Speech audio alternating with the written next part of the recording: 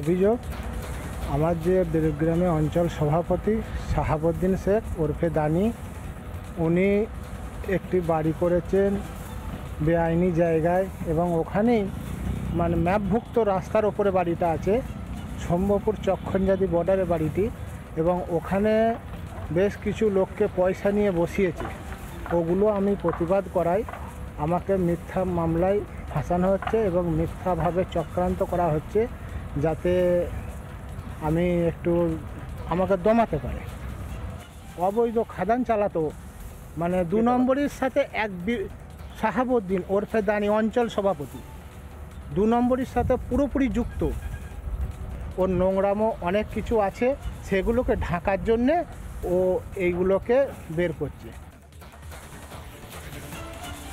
যে বক্তব্য আপনারা শুনলেন, এই ব্যক্তি হচ্ছে শেখ ফিরোজ, এবং শেখ ফিরোজের যে বক্তব্য সামনে আসলো সেই বক্তব্যের প্রেক্ষিতে দাঁড়িয়ে একটা বিষয় মনে হয় যে যেই অভিযোগগুলো তার বিরুদ্ধে উঠেছে সেই সমস্ত অভিযোগ সবটাই ভিত্তিহীন, এই অভিযোগের কোনো সারবত্তা নেই। কিন্তু আরও এক ব্যক্তির নামে এই ফিরোজকে অভিযোগ করতে শোনা যাচ্ছে, সেই ব্যক্তির বক্তব্য শোনাবো আপনাদের সামনে। শেখ শাহাবুদ্দিন, শেখ শাহাবুদ্দিনকে তৃণমূলের অঞ্চল সভাপতি, শুনুন। থেকে জানতে পারি এবং সেই জিনিসটা আমি ব্লক সভাপতি, এমএলএ, আমাদের জেলা সভাপতি সবাইকে জানিয়েছিলাম। তারপর গ্রামবাসী আমার কাছে অভিযোগ নিয়ে আসে মক্তবখানা। এছাড়া অভিযোগ আছে বিভিন্ন জায়গার যারা জমি জায়গার ব্যাপারে, কতটা সত্য কতটা মিথ্যা সেটা তো পরে যাচাই করার ব্যাপার। বাট যখন আসে আমি সঙ্গে সঙ্গে ওনাদেরকে যে এত বড় জিনিস আপনারা যেটা বলছেন এটা আমার পক্ষে তো সম্ভব না, এটা আপনারা একবার ব্লক কমিটিকে জানান, ওই জেলা সভাপতিকে জানান, ওনারাও জানিয়েছেন। অর্থাৎ একে অপরের বিরুদ্ধে অভিযোগ করছে, আর এতেই কার্যত স্পষ্ট হচ্ছে যে গোষ্ঠী কোন্দল এখানে কিন্তু একেবারে স্পষ্ট। তার কারণ তৃণমূল কংগ্রেসের সঙ্গেই যুক্ত, তৃণমূলের পঞ্চায়েত প্রধানের স্বামী হচ্ছে শেখ ফিরোজ, অন্যদিকে শেখ শাহাবুদ্দিন হচ্ছে তৃণমূল অঞ্চল সভাপতি। তাহলে কি গোষ্ঠী কোন্দল, যে গোষ্ঠী কোন্দলের কারণেই মূলত এই অভিযোগগুলো সামনে আসে, নাকি সত্যি ফিরোজের সেখানে দাপট রয়েছে, যেই দাপটের কারণে কার্যত সন্ত্রাসমূলক কাজ চালানোর জন্য এলাকার মানুষ তারা আতঙ্কের মধ্যে রয়েছেন? অভিযোগ এখান থেকে একাধিক উঠে আসছে, যেখানে স্পষ্টত জানানো হচ্ছে যে নিজেকে প্রভাবশালী বলা হতো এবং নেতা মন্ত্রীদের ঘনিষ্ঠ হিসেবে নিজেকে পরিচয় দেওয়া হতো। যার বিরুদ্ধে অভিযোগ সে হচ্ছে শেখ ফিরোজ। অন্যদিকে তৃণমূলের জেলা সভাপতি এই খবর সামনে আসবার পর কি জানাচ্ছেন, শুনুন। আপনারা ঠিক জানি না, আমি খবর নিয়ে দেখবো, যদি সত্যি হয় তাহলে দল নিঃসন্দেহে ব্যবস্থা নেব। ঘটনাটা ঠিক জানি না, আমি খবর নিয়ে দেখবো, যদি সত্যি হয় তাহলে দল নিঃসন্দেহে ব্যবস্থা নেব, দলকে জানাবো। জামালপুরে আরও এক শেখ শাহজাহানের হদিশ, যেই খবর এই মুহূর্তে আপনাদের সামনে আমরা তুলে ধরছি। এলাকায় লাগাতার সন্ত্রাস চালাতো এবং জুলুমবাজির অভিযোগ, জমি দখল তোলাবাজির অভিযোগ। রুদ্রনীল ঘোষ বিশিষ্ট অভিনেতা এবং একই সঙ্গে বিজেপি নেতা, তিনি আমাদের সঙ্গে রয়েছেন টেলিফোন লাইনে।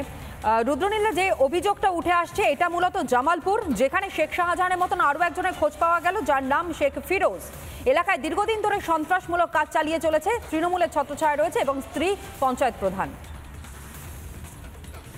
দেখুন, এটাই তো রুচি, এটাই তো নিয়ম, এটাই তো পশ্চিমবঙ্গকে একটা ভয়ের পরিবেশ তৈরি করা মধ্যে দিয়ে এগিয়ে নিয়ে যাচ্ছে এরা।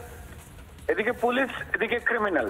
পুলিশের কোমর ভেঙে দিয়ে তাদের আইনের রক্ষাকর্তা না করে বেআইনি ভাবে ট্রান্সফারের ভয়, প্রমোশনের লোভ দেখিয়ে তাদেরকে এই ক্রিমিনাল রাজ কি করে মানুষের সর্বস্ব লুট করতে পারে সেই দিকেই নিয়োজিত করা হয়েছে।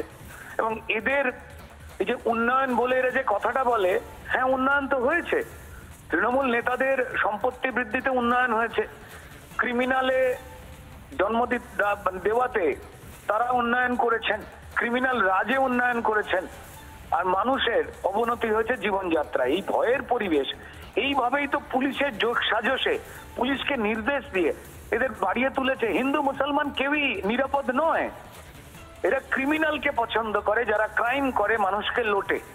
তো ডেফিনেটলি এদের বিদায় আসন্ন এটা বুঝতে পেরেই শেষ মুহূর্তে এরা ভয়ের পরিবেশ তৈরি করছে, বাংলা বাঙালি বলে লাফাচ্ছে।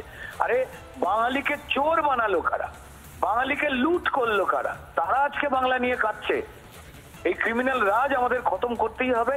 সাধারণ মানুষকে গণতান্ত্রিক পদ্ধতিতে ভোট দিয়ে এদেরকে বিতরণ করতে হবে, নাহলে পশ্চিমবঙ্গ শেষ।